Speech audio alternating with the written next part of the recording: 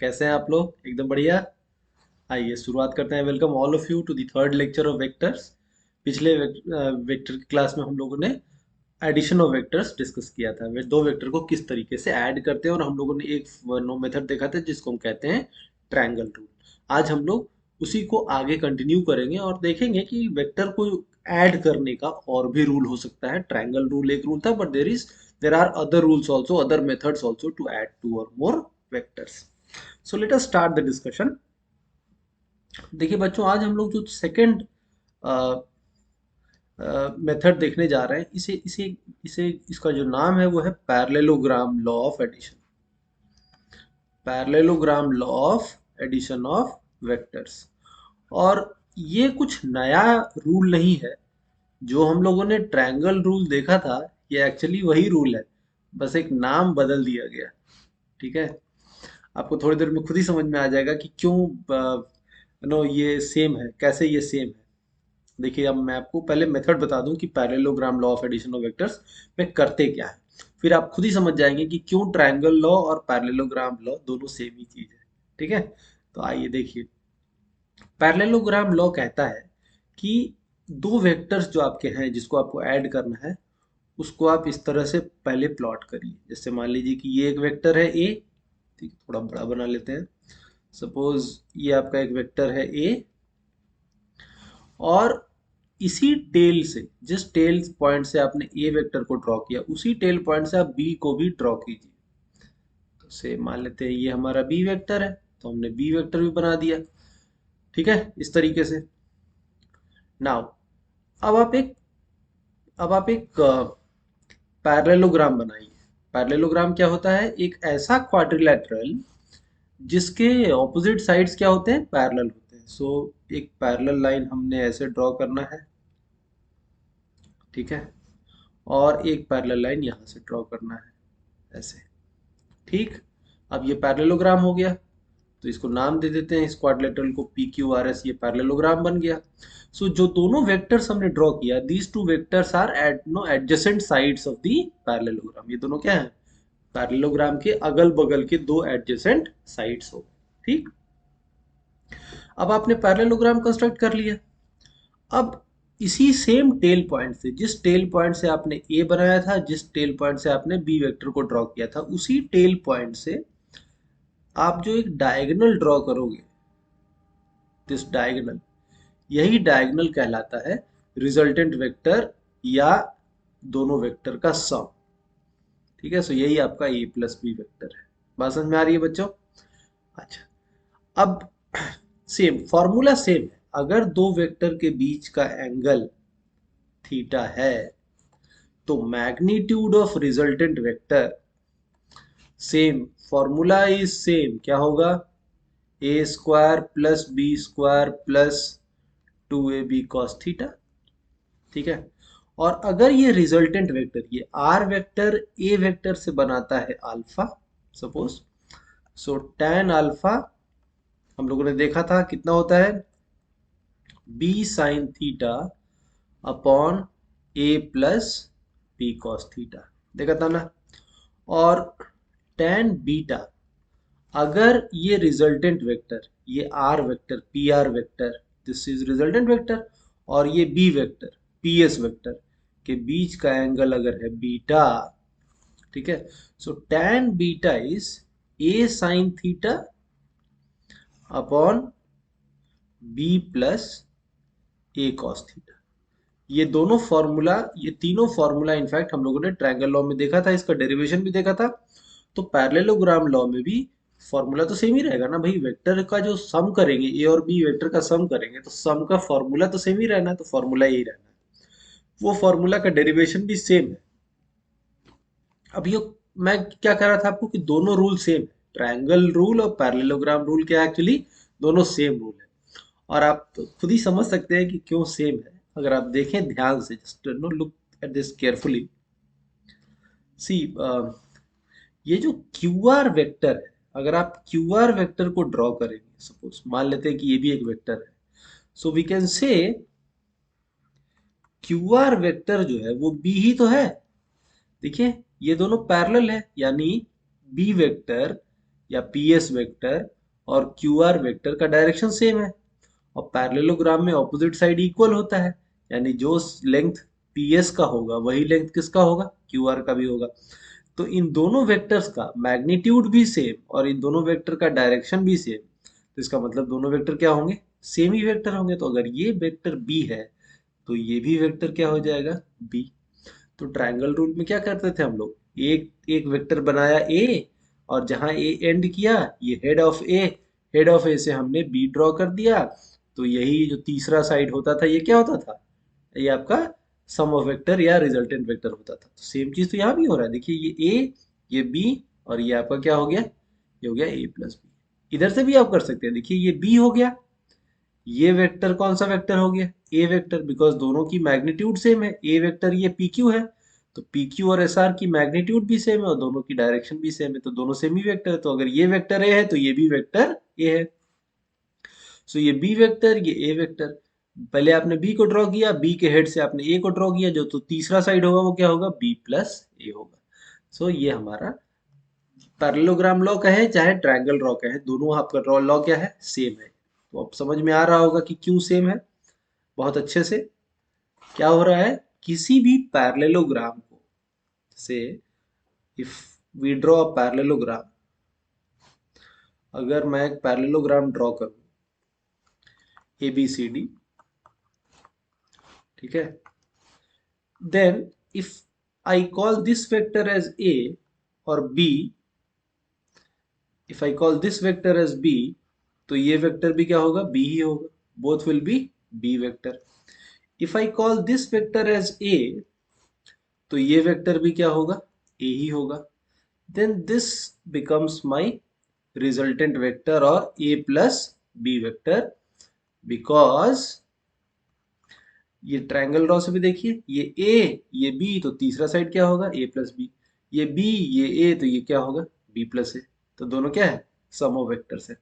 तो parallelogram law यही कहता है कि आप एक वेक्टर ड्रॉ कीजिए, सेम पॉइंट से बी वेक्टर ड्रॉ कीजिए, और इन दोनों को ए बी और ए डी को एडजेसेंट साइड मान के आप एक पैरेललोग्राम ड्रॉ कीजिए, तो ये जो ये डायगोनल ए सी है ये क्या कहलाएगा, यही होगा सम ऑफ टू वेक्टर्स। तो हम देख सकते हैं कि दोनों एक ही चीज है इनफैक्ट, क्योंकि एक पैरेललोग्राम में जब हम डायगोनल ड्रॉ करते हैं तो एक पैरेललोग्राम को दो ट्रायंगल में कन्वर्ट किया जा सकता है। तो वही एक पार्ट जो ट्रायंगल था वो ट्रायंगल रूल ऑफ एडिशन था, यहाँ हमने दो ट्रायंगल ड्रॉ करके पैरेललोग्राम बनाया। तो पैरेललोग्राम लॉ और ट्रायंगल लॉ एक्चुअली एक ही बात है, कहने का तरीका बस अलग अलग हो जाता है। ठीक है बच्चों, तो आई होप आपको समझ में आ गया होगा पैरेललोग्राम लॉ, और क्यों पैरेललोग्राम लॉ और ट्रायंगल लॉ दो अलग रूल नहीं है। This is just different ways of explaining the same thing. आपको जिससे सहूलियत लगे, जो आपको लगे कि हाँ इससे मुझे ज्यादा अच्छे से समझ में आ रहा है, आप उससे सॉल्व कीजिए, बट एक्चुअली दोनों एक ही बात है, दोनों में कोई डिफरेंस नहीं है। ओके, चलिए आगे बढ़ते हैं, इसको मैं रब कर देता हूँ। फिर थोड़े बहुत सिंपल सिंपल प्रॉपर्टीज होते हैं नो सम ऑफ वेक्टर से, तो वो हम लोग देख लेते हैं, properties related to sum of vectors. ठीक है, properties related to sum of vectors, छोटे छोटे कुछ कुछ प्रॉपर्टीज हैं, विल डिस्कस दोस प्रॉपर्टीज। जैसे देखिए, अभी हम लोगों ने देखा था पैरेललोग्राम में, पैरेललोग्राम लॉ के हिसाब से, if I draw parallelogram ABCD and if I call this vector as P vector, if I call this vector as Q vector, तो अगर ये वेक्टर P है, ये वेक्टर Q है, तो ये BC वेक्टर भी क्या हो जाएगा, Q वेक्टर, और ये DC वेक्टर भी क्या हो जाएगा, P वेक्टर, अभी देखा था। और ये जो डायगोनल होता है, this diagonal is P plus Q vector, यही क्या है, P प्लस Q वेक्टर, ये तो देखा था।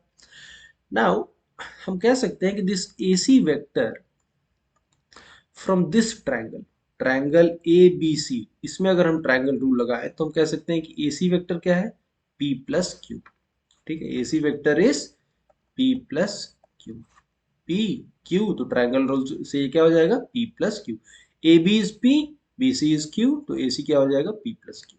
Correct no, now this same AC vector इसी AC वेक्टर को अगर हम इस ट्रायंगल में लगाएं, ट्रायंगल रूल ADC में, तो ये क्या हो जाएगा QP, तो ये क्या हो जाएगा Q plus P। Can say this can also be written as Q plus P। एक ही vector AC P plus Q भी है और Q प्लस P भी है, इसका मतलब P प्लस Q और Q प्लस P क्या होगा, सेम हो जाएगा, नहीं।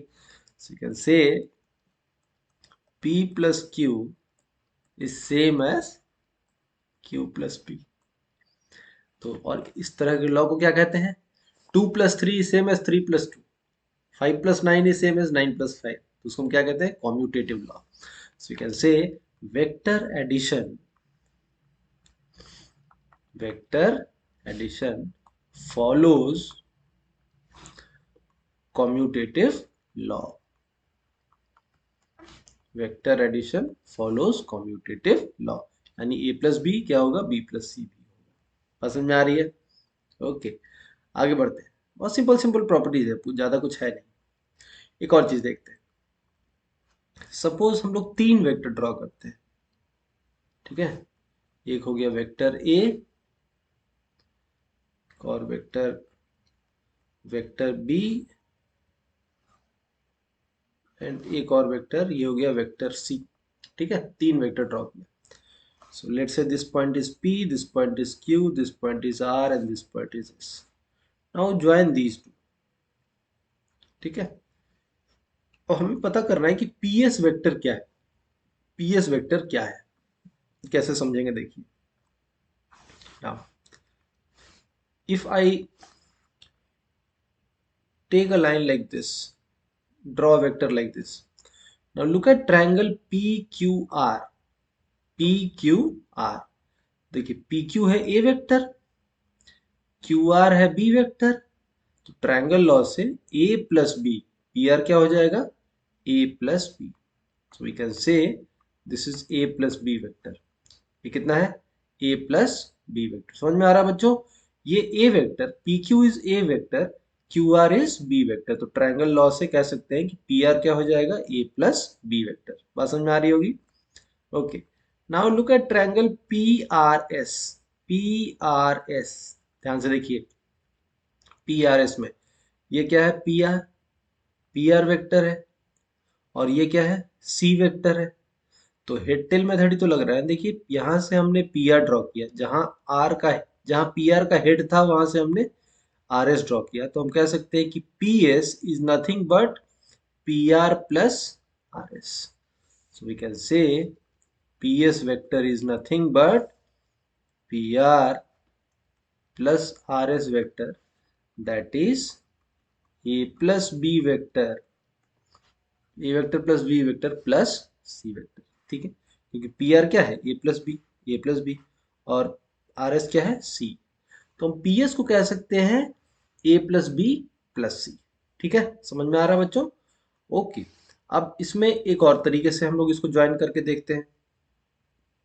अगर आप इसको इस तरीके से ज्वाइन करें, like this, draw vector like this, ठीक।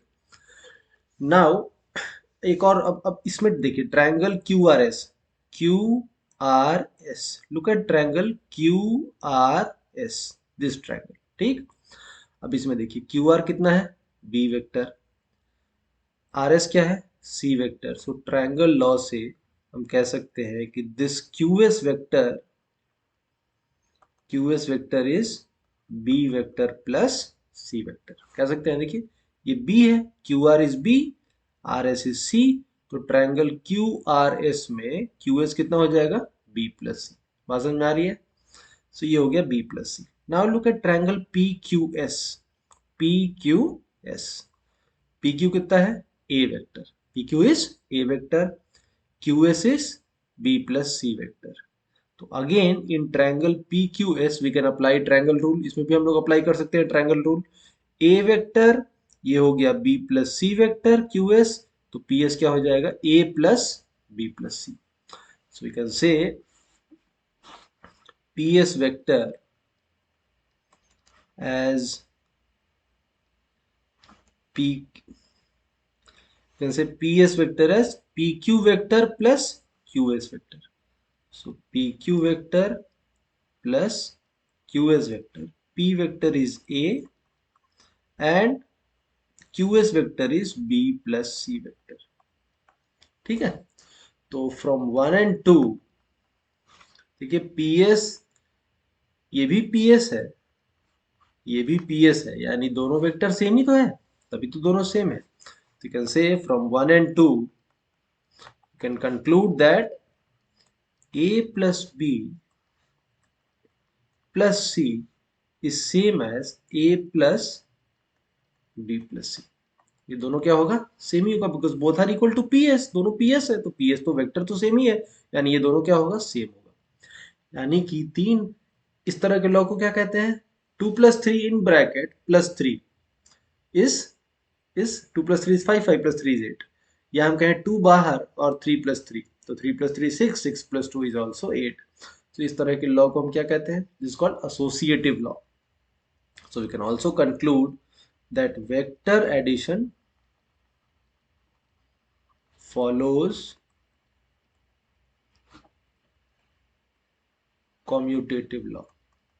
ठीक है, ये क्या होता है, कॉम्यूटेटिव लॉ भी फॉलो करता है, लेकिन इससे ये मत कंफ्यूज हो जाइएगा कि जिस तरह से नंबर का एडिशन होता है उसी तरह से वेक्टर का भी एडिशन होता है। No, vector addition is through a different rule, it is not governed by general rules of algebra, this is in fact one of the conditions for any quantity to be a vector quantity. किसी भी quantity को vector quantity होने के लिए एक बहुत important condition क्या है, कि वो वेक्टर रूल से ही ऐड होगा। अगर किसी वेक्टर किसी क्वांटिटी में डायरेक्शन है लेकिन वो वेक्टर की तरह ऐड नहीं होता है तो वो फिर वेक्टर नहीं होगा। सो वेक्टर होने के लिए उसे वेक्टर रूल यानी ट्रायंगल रूल या पैरेललोग्राम रूल से ही ऐड होगा, तभी जाके वो क्या कहलाएगा, वो वेक्टर कहलाएगा। सो अब चूंकि नंबर भी एसोसिएटिव लॉ फॉलो करता है, नंबर का एडिशन भी कम्यूटेटिव लॉ फॉलो करता है, और वेक्टर का एडिशन भी कम्यूटेटिव और एसोसिएटिव कम्यूटेटिव और associative sorry this is associative law follow करता है। लेकिन इसका ये मतलब नहीं है कि नंबर का एडिशन और वेक्टर का एडिशन सेम तरीके से होता है, ऐसा कुछ भी नहीं है। ठीक है, ये ध्यान में रखिएगा। So don't get under the impression that vector addition, because vector addition follows commutative and associative law, means that vector addition is same as number addition. No, vector addition is different, numbers का addition different है। ये तो समझ में आ ही रहा होगा, क्योंकि इसके लिए हमें ट्रायंगल रूल या पैरेललोग्राम रूल से हमको ऐड करना है, नॉर्मल तरीके से हम ऐड नहीं करते। क्योंकि अगर 2 मैग्नीट्यूड का वेक्टर है, 3 मैग्नीट्यूड का वेक्टर है, तो हमेशा 2 + 3 5 हो, ऐसा नहीं होता है। बिल्कुल सही बात है। ओके, सो दो प्रॉपर्टी देखा, क्या वेक्टर एडिशन कम्यूटेटिव लॉ भी फॉलो करता है, वेक्टर एडिशन एसोसिएटिव लॉ भी फॉलो करता है। ओके, आगे बढ़ते हैं, एक और प्रॉपर्टी देखते हैं। देखिए इसमें हम लोगों ने जब हम लोग देखे थे कि अगर दो वेक्टर है, सपोज ए और बी दो वेक्टर है, और उनके बीच का एंगल बिटवीन देम क्या है, थीटा है, था ना, angle between them is theta. तो हम कहते थे कि जो रिजल्टेंट वेक्टर होगा यानी ए प्लस बी वेक्टर, उसका मैग्नीट्यूड के लिए फॉर्मूला क्या था, √a² + b² + 2ab cos theta. ठीक है, अब हम लोग कुछ केसेस को, स्पेशल केसेस को हमेशा ध्यान में रख सकते हैं, जैसे कि अगर थीटा 0 हो जाए। थीटा 0 होने का क्या मतलब है, दोनों वेक्टर के बीच का एंगल 0 हो जाए, यानी दोनों वेक्टर क्या हो जाए, पैरेलल हो जाए, यानी एक ही डायरेक्शन में।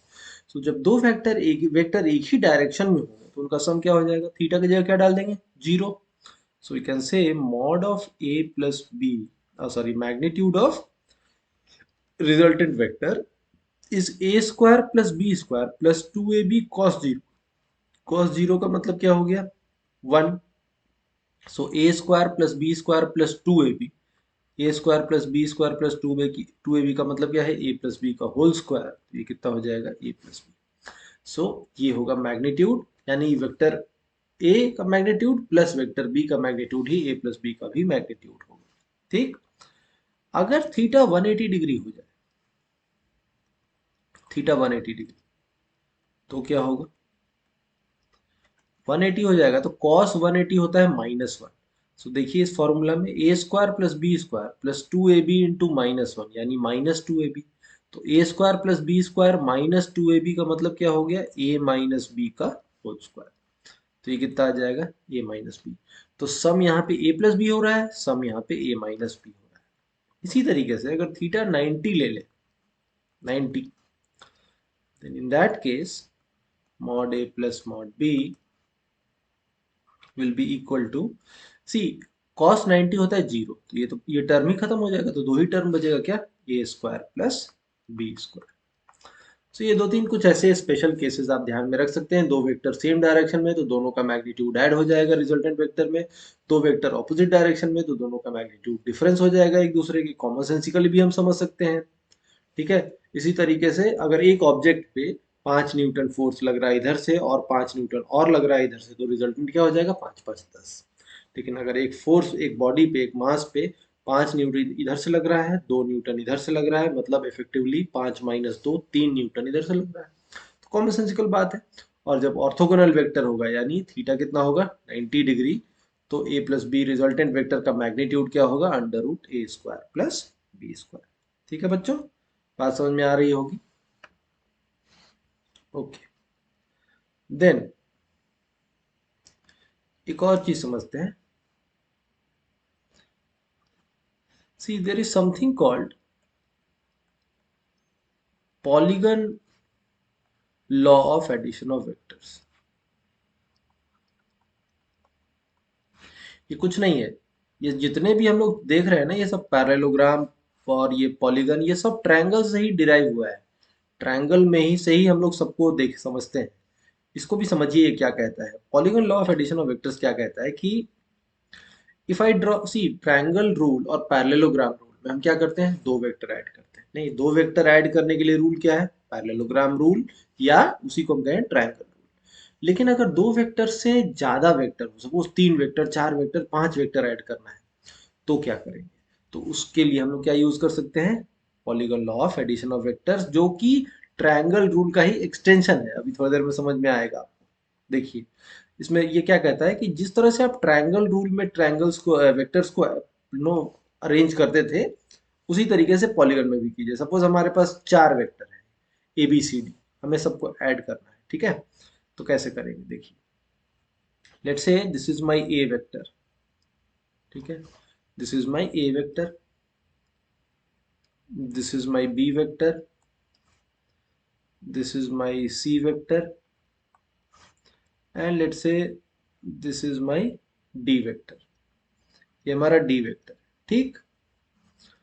तो अब बोलेगा कि इन चारों को ऐड करना है, करेक्ट, इन चारों को ऐड करना है। We have to find a plus B plus C plus D. ये कौन सा वेक्टर होगा बताइए। अब ध्यान दीजिएगा, जस्ट पे अटेंशन, बहुत कॉमन सेंसिकल बात है। Will go by triangle, triangle rule से ही सब सब ये सब ट्रायंगल रूल के ही एक्सटेंशंस है और कुछ नहीं है। देखिए if you name these vertices, let's say these are p q r s and t, ठीक है ना। देखिए ये if I draw this triangle like this, तो इसमें अगर हम ट्रायंगल रूल लगाएं तो ये vector P Q vector is A vector, Q B vector is B vector, तो हम कह सकते हैं कि this is A plus B vector. ये क्या है, ए प्लस बी है। ये ए ये बी, पी क्यू हो गया ए, क्यू आर हो गया बी, तो पी आर क्या होगा, ए प्लस बी। बात समझ में आ रही होगी। Now you draw, you make one more like this. ये वेक्टर क्या होगा, देखिए ये है A plus B, this vector is P R vector is A plus B, R S vector is C. तो triangle P R S, look at triangle P R S, in this triangle ये हो गया ए plus B, ये हो गया सी, तो ये क्या हो जाएगा, ए प्लस बी प्लस सी। ये कितना हो जाएगा, ए प्लस बी प्लस सी। बात समझ में आ रही है, करेक्ट नो। ओके, अब यहाँ पे देखिए ये एक इसको भी ज्वाइन कर दीजिए, पी और टी को ज्वाइन कर दीजिए।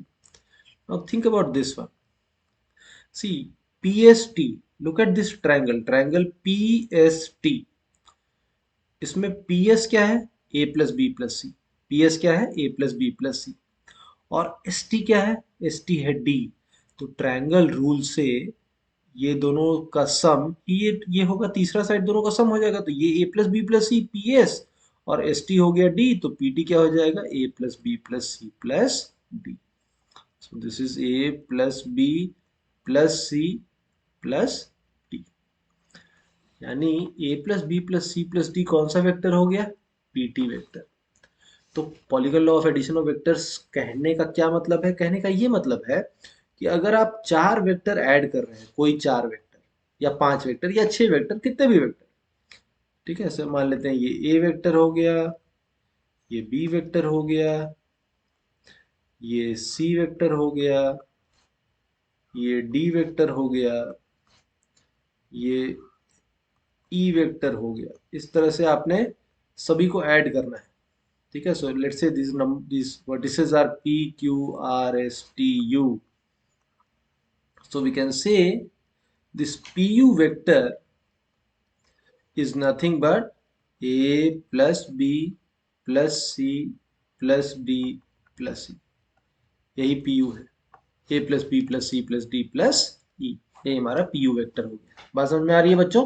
तो ये होता है polygon law of addition of vector, जो कि कोई लॉ, नया लॉ कुछ नहीं है, ये ट्रायंगल लॉ से ही आ रहा है, ठीक है। हम लोग यहाँ पे देखें, ट्रायंगल लॉ से हम लोग इसको आसानी से समझ सकते हैं, तो इसी को कहते हैं polygon law of addition of vectors, ठीक है। ओके, सो आज हम लोग ट्रायंगल रूल पिछले वीडियो में देखा था, ट्रायंगल रूल के आगे आज हम लोगों ने डिस्कस किया है कि ट्रायंगल रूल के अलावा there is another rule called parallelogram law, and then we discuss some properties related to addition of vectors, and we also understood polygon law of addition of vectors. आपको समझ में आ गया होगा बिल्कुल, मुझे पूरी उम्मीद है। आइए अब कुछ हल्के फुल्के, थोड़े बहुत जितनों कुछ क्वेश्चंस करते हैं वेक्टर से। एक बार जब वेक्टर्स का थ्योरेटिकल डिस्कशन खत्म हो जाएगा, will take questions separately, but अभी चूंकि जब भी कुछ कॉन्सेप्ट हम डिस्कस करते हैं तो साथ में एक दो सम कर लेने से हमारा कॉन्सेप्चुअल अंडरस्टैंडिंग थोड़ा और बेहतर हो जाता है, इसलिए मैं भी साथ में एक दो क्वेश्चन करा रहा हूँ। एक बार जब पूरा वेक्टर का थ्योरेटिकल डिस्कशन खत्म हो जाएगा, then will take some decent number of questions to practice, तब आपको और अच्छा से प्रैक्टिस कराया जाएगा वेक्टर्स के बारे में।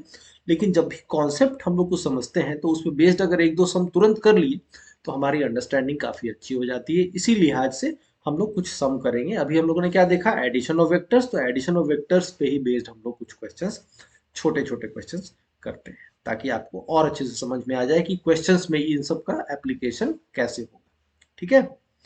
Okay, so let us take a question. कहता है two vectors a and b of magnitude x and 2x have 60-degree angle between them, ठीक है। फिर पूछता है find magnitude of a plus b and also find angle that a plus b makes with b, a plus b makes with b। Simple addition का, addition of vectors का ये question है, ठीक है। तो आइए इसको सॉल्व करते हैं। हमें दो वेक्टर मालूम है, एक वेक्टर ए है, एक वेक्टर बी है। तो मान लेते हैं ये बी वेक्टर है, इसका आधा ए वेक्टर है, ये बी वेक्टर, ये ए वेक्टर। हमें बोला है दोनों का सम का मैग्नीट्यूड क्या होगा, तो हमें तो ये इसके लिए फिगर भी ड्रॉ करने की जरूरत नहीं है, ये तो मैं बस अच्छे से समझाने के लिए ड्रॉ कर रहा हूँ। पैरेललोग्राम हमने बना दिया, तो ये डायगोनल ही क्या होगा, ए प्लस बी, और इस डायगोनल ये जो एडिशन ऑफ वेक्टर्स हो रहा है, ये जो रिजल्टेंट वेक्टर है ए प्लस बी, इसका मैग्नीट्यूड कैसे आता है, under root A square plus B square plus 2ab cos theta, है ना बच्चों। सो ए और बी का मैग्नीट्यूड तो मालूम है, कितना है, एक्स और 2x, तो डाल देते हैं। तो एक्स स्क्वायर और 2x का स्क्वायर क्या हो जाएगा, 4x square, plus 2 into x into 2x, तो क्या हो गया 4x square, 4x square cos 60, angle कितना है दोनों के बीच, 60 डिग्री, तो कॉस 60 होता है हाफ, तो ये हो गया 2x स्क्वायर। तो दो 2x² plus 4x², 6x² plus x², कितना हो गया 7x², यानी कितना √7x। तो ये हमारा मैग्नीट्यूड हो गया, पहला पार्ट का आंसर आ गया। सेकेंड पार्ट क्या बोला, पहला पार्ट क्या था, find the magnitude of a plus B, magnitude of a plus B तो आ गया।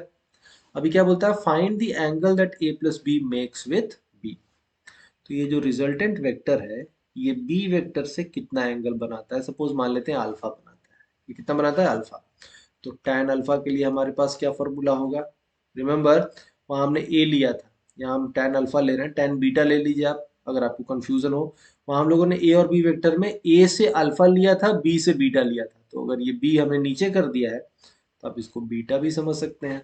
सो tan बीटा क्या हो जाएगा, अगर ये a है तो ए साइन, अगर ये एंगल थीटा है, दोनों के बीच में कितना एंगल है, दोनों के बीच में 60 डिग्री। फॉर्मूला क्या था, सी मैं हमेशा बेसिक से जाता हूँ इसलिए मैं ये सब कर रहा हूँ, बट आपको मैंने फॉर्मूला बता दिया। फॉर्मूला क्या है, A sine theta upon B plus A cos theta. B से जो एंगल बनाता है उसको ऐसे निकालते हैं, ए से जो एंगल बनाता है उसको कैसे निकालते हैं, B sine theta upon a plus b cos theta. So I've given the formula, use that formula, और if you have understood the concept well, then ये formula याद रखने की जरूरत नहीं है, you can always draw a right angle triangle like this। अब ये एक right angle triangle हो गया, this is a right angle triangle, ये एक right angle triangle है। इस right angle triangle में आपको tan बीटा निकालना है, तो tan क्या होता है, perpendicular by base। तो this part ये a है, तो ये कितना हो जाएगा a sin 60, ये b हो गया, ये पार्ट क्या हो जाएगा a cos 60। तो a sin 60 अपॉन tan है ना, tan क्या होता है perpendicular by base.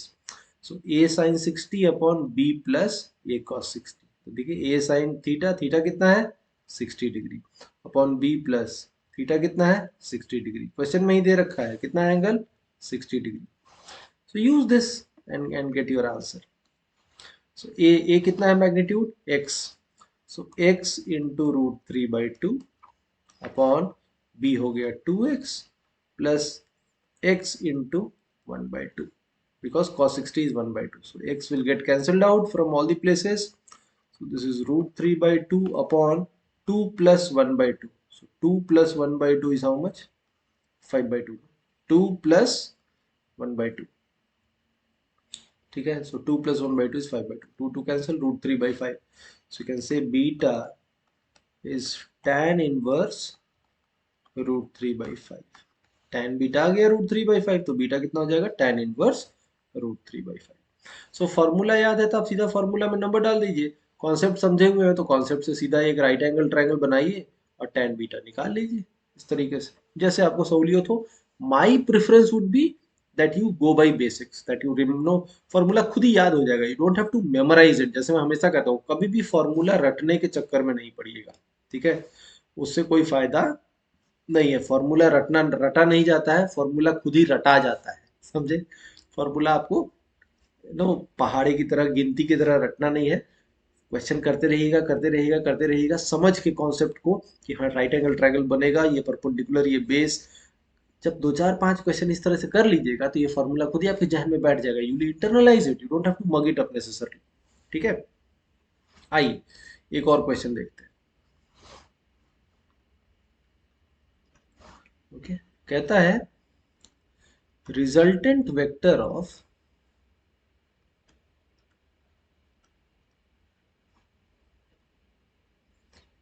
resultant vector of A and B makes 45 degree with vector A, makes 45 degree with vector A। फिर कहता है if ratio of magnitude of A and B is √3 + 1, √3 + 1, find angle between vectors A and B, find angle between vectors A and B. So दो vector है ए और B, दोनों का resultant vector जो है वो ए से कितना बनाता है 45 डिग्री। सो लेट्स से ये हमारा ए वेक्टर है, ये हमारा बी वेक्टर है, तो ये हमारा पैरेललोग्राम बन गया। इस पैरेललोग्राम में ये जो डायगोनल है ये रिजल्टेंट वेक्टर है, और ये रिजल्टेंट वेक्टर और ए के बीच का एंगल कितना है 45 डिग्री, यही तो है ना दिया हुआ। ओके, अब मान लेते हैं तो ये रिजल्टेंट वेक्टर अगर 45 बनाता है तो हम कह सकते हैं कि tan 45, इसके लिए तो फॉर्मूला है। फॉर्मूला क्या है, अगर ये b है तो b sine theta upon a plus B cos theta, ये फॉर्मूला देखा था हम लोगों ने, यही फॉर्मूला था। और tan 45 होता कितना है 1, तो इसका मतलब ये कितना हो गया 1 हो गया। So b sine theta is equal to a plus, cross multiply कर दीजिए, तो b sine theta is a plus B cos theta. इसको इधर ले आते हैं, b times sine theta minus cos theta is equal to a, ऐसा हो जाएगा। So we can say sine theta minus cos theta is a by b, sine theta minus cos theta is a by b, ठीक है। Okay, now see, I think this ratio is not 1 by root 3 plus 1, this is root 3 plus 1 नहीं, this is 1 by root 3 plus 1, ठीक है, 1 by root 3 plus 1, so there is a, make this correction, नहीं तो otherwise ये question का answer ही no अजीब आएगा। so make this correction। so ए और बी वेक्टर के बीच का जो ए और बी का जो मैग्नीट्यूड है उसका रेशियो कितना है 1 अपॉन रूट 3 प्लस 1। सो हमें अब पता चल गया कि ये जो मैग्नीट्यूड का रेशियो कितना है 1 अपॉन रूट 3 प्लस 1, तो ये भी कितना होगा, ये होगा 1 अपॉन रूट 3 प्लस 1। अब sign theta minus cos theta कितना होना चाहिए 1 अपॉन रूट 3 प्लस 1, तो कैसे होगा, आप कुछ ट्रायल ले सकते हैं। एक चीज ध्यान दीजिए, जो साइन और कॉस बराबर कब होता है 45 डिग्री पे, 1 बाई रूट 2 1 बाई रूट 2। 45 से जब छोटा होता है तो साइन होता है कम, कॉस होता है ज्यादा, जैसे साइन 30 छोटा होगा, कॉस 30 बड़ा होगा। साइन जीरो तो जीरो होता है, लेकिन कॉस जीरो 1 होता है, तो कॉस बड़ा होगा, साइन छोटा होगा, कब, जब थीटा 45 से कम होगा। तो अगर साइन और कॉस का डिफरेंस पॉजिटिव आ रहा है, ये 1 अपॉन रूट 3 प्लस 1 कैसा नंबर है, पॉजिटिव नंबर, इसका मतलब साइन थीटा बड़ा होगा और कॉस थीटा छोटा होगा। तो साइन थीटा बड़ा और कॉस थीटा छोटा, इसका मतलब थीटा 45 से क्या होगा, ज्यादा होगा। सो 45 से ज्यादा स्टैंडर्ड वैल्यू एक ट्रायल लेते हैं, 60 डिग्री से स्टैंडर्ड वैल्यू, तो 60 पे ट्रायल लेंगे तो ये कितना आएगा root three by two. So this is root 3/2, और ये कितना हो जाएगा 1/2, तो ये कितना आ रहा है रूट 3 - 1/2। लेकिन हमारा आना कितना चाहिए 1/√3 प्लस 1, तो साइन 60 नहीं हुआ क्या, फिर तो 60 डिग्री नहीं हुआ, कुछ और हो सकता है। लेकिन होल्ड ऑन, सर्ड्स है, तो जब भी आप रूट 3 - 1 देखें और यहाँ रूट 3 + 1 देखें, तो आपको यहीं पे क्लिक करना चाहिए कि हमें यहाँ पे थोड़ा सा रैशनलाइजेशन भी करना पड़ेगा। सो रूट 3 + 1 से अगर आप ऊपर नीचे मल्टीप्लाई करेंगे, इस सर्ड्स को रैशनलाइज करेंगे, तो a minus B into A plus B क्या होता है a² - b², सो रूट 3 का square 3, 3 - 1 2 upon 2 times root 3 + 1, cancel हो गया, तो कितना आ गया 1 upon root 3 + 1। So you can say that root 3 - 1/2 is same as 1/√3 + 1, which is there। ये तो हमें लाना था। इसका मतलब sign theta minus cos theta अगर 1 अपॉन रूट 3 + 1 है, इसका मतलब ही है कि थीटा कितना होगा 60 डिग्री। तो हमें यही तो निकालना था, दोनों वेक्टर ए और बी के बीच का angle between vector A and B, तो answer will be 60 degree. This is our answer. ठीक है बच्चों, समझ में आ गया। सो मेक दिस करेक्शन, यहाँ पे मैंने 1 अपॉन रूट 3 + 1 होना चाहिए था, ये रूट 3 + 1 नहीं था, ठीक है।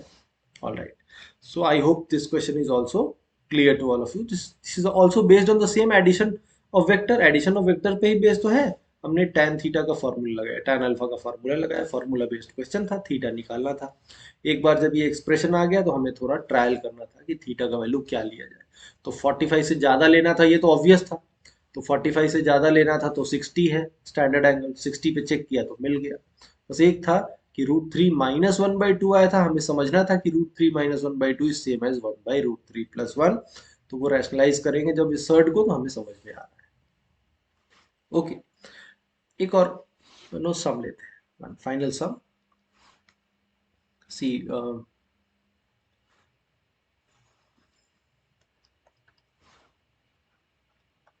क्वेश्चन कहता है कि जैसे मान लीजिए कि इसको हम लोग थोड़ा स्केलिंग करते हैं, 1 2 3 4 5 6 7 8, 1 2 3 4 5, इधर भी -1 -2 -3 -4 -5, -1 -2 -3 -4 -5 -6, like this is my Cartesian coordinate system.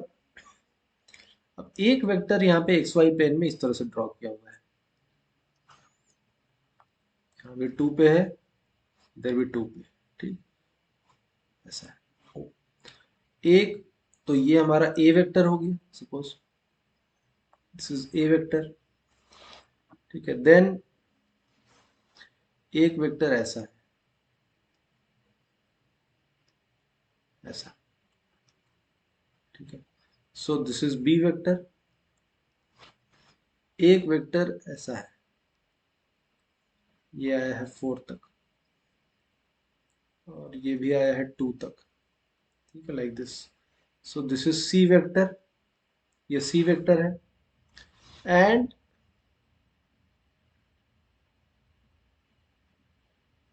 एक वेक्टर ऐसा है, इधर -5 तक आया है, इधर -3 तक आया है। So this is D vector. आपसे पूछा है find A plus B plus C plus D, A plus B plus C plus D की वैल्यू हमें निकालनी, यही हमारा सम है, ठीक है।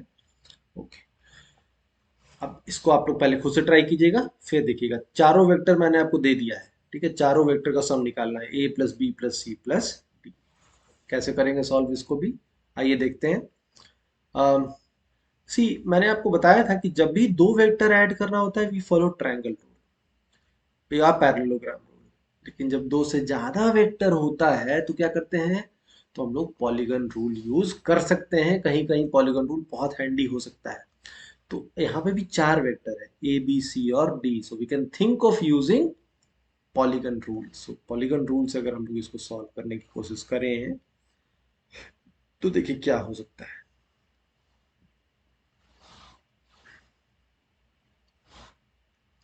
ये X axis, this is Y axis, 1 2 3 4 5 6 7 8, 1 2 3 4 5, -1 -2 -3 -4 -5, -1 -2 -3 -4 -5 -6, like this, ठीक है। अब ए वेक्टर पहले लिखते हैं। सो ये हमारा ए वेक्टर हो गया, दिस इज ए वेक्टर। ये कहाँ तक आया है, ये 2 इधर भी 2 इधर, ठीक। अभी बी वेक्टर तो एक्स एक्सिस के अलॉन्ग है, कितना यूनिट का, 1 2 3 4, 4 यूनिट का। तो यहाँ से 4 यूनिट का हमें बनाना है, ठीक है। तो ये क्या हो गया, बी वेक्टर।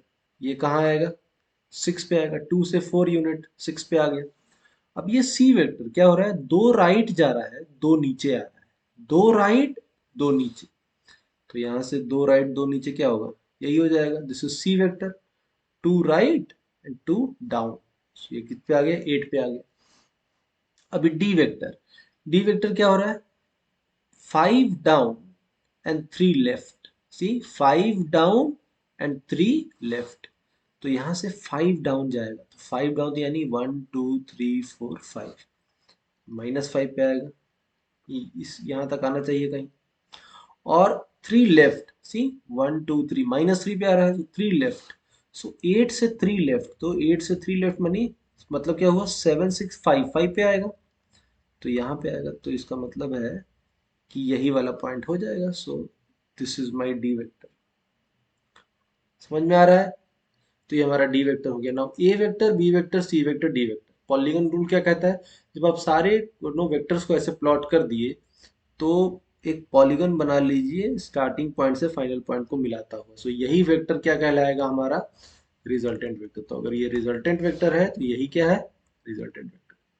तो रिजल्टेंट वेक्टर यहाँ से डायग्राम से तो मिल गया, अब इसका मैग्नीट्यूड और डायरेक्शन निकालना होगा। सो मैग्नीट्यूड क्या होगा, देखिए draw this right angle triangle, एक राइट एंगल ट्राइंगल है, ठीक है, ये भी 5, ये भी 5, सी ये 5 है, ये 5 डाउन है तो ये भी 5 है, तो 5 5 राइट एंगल ट्राइंगल से हम कह सकते हैं कि दिस आर का magnitude will be under root 5 square plus 5 square, यानी कितना 5√2 यूनिट। सो मैग्नीट्यूड तो आ गया 5√2 यूनिट, ठीक है बच्चों। अब एंगल निकालना है, तो एक्स एक्सिस से अगर हम ये एंगल निकालें, this angle, suppose this angle is alpha, so you can say tan alpha. tan alpha कैसे निकलेगा, इस राइट एंगल ट्रायंगल में tan क्या होता है, परपेंडिकुलर बाय बेस, तो परपेंडिकुलर भी 5, बेस भी 5, सो दिस इज 5/5 1, इसका मतलब अल्फा कितना होगा 45 degree. So we can say vector r is of magnitude 5√2 and it makes 45 degree angle in clockwise direction। ये बोलना बहुत जरूरी है, अभी मैं समझाता हूं। Clockwise direction with X axis, ठीक है, बिकॉज ये एक्स एक्सिस है, एक्स एक्सिस से एंटी क्लॉकवाइज भी हो सकता है, तो एंटी क्लॉकवाइज 45 होता तो वेक्टर ऊपर की तरफ होता फर्स्ट क्वाड्रेंट में, लेकिन क्लॉकवाइज है तभी तो ये फोर्थ क्वाड्रेंट में वेक्टर बन रहा है। सो क्लॉकवाइज है तो हमें बताना पड़ेगा एंगल किस डायरेक्शन में है, क्लॉकवाइज या। सो नॉर्मली कन्वेंशन ये कहता है कि क्लॉकवाइज डायरेक्शन मतलब negative angle, anti clockwise angle मतलब पॉजिटिव एंगल। तो हम ये भी कह सकते थे कि हाँ, या तो हम कहें 45 degree angle in clockwise direction with X axis, या हम सीधा कहें -45 डिग्री विथ एक्स एक्सिस। तो आप ये भी कह सकते हैं कि r is a vector of magnitude 5√2 unit and it makes -45 degree with X axis, both are same thing, ठीक है। तो ये क्वेश्चन को हम लोगों ने कैसे सॉल्व किया, we solve it by using parallelogram. So I hope आपको आज की क्लास में एडिशन ऑफ वेक्टर्स और अच्छे से समझ में आया होगा। एडिशन ऑफ वेक्टर्स पे जो हम लोगों ने सम किया वो भी अच्छे से समझ में आया होगा। इन the next video we'll look at yet another method of solving of adding two or more vectors। Vector को ऐड करने का सिर्फ ट्रायंगल रूल और नो पैरेललोग्राम रूल और पॉलीगन रूल नहीं होता है, there is one more rule to add two or more vectors and that method is a much better method। उसमें आपको इतना no tan alpha tan beta निकालने की बहुत ज्यादा उतना परेशानी नहीं होगा। That is a much simpler method to add two और more vector. So we'll see that in the next video and we'll also do some sums on that, ठीक है। सो तब तक के लिए बने रहिएगा, इस चैनल को देखते रहिए, इसमें आपको सारे कॉन्सेप्ट आपको बताए जाएंगे फिजिक्स से रिलेटेड। 11th और 12th स्टैंडर्ड से शुरू, अभी मैंने शुरुआत ही करी है, सो 11th स्टैंडर्ड के कुछ शुरुआती चैप्टर वेक्टर से शुरू करा है, धीरे धीरे करके हम लोग सारा सिलेबस कवर करेंगे। So see you soon on this channel for yet another engaging lecture on vectors. Till then, bye bye, happy learning.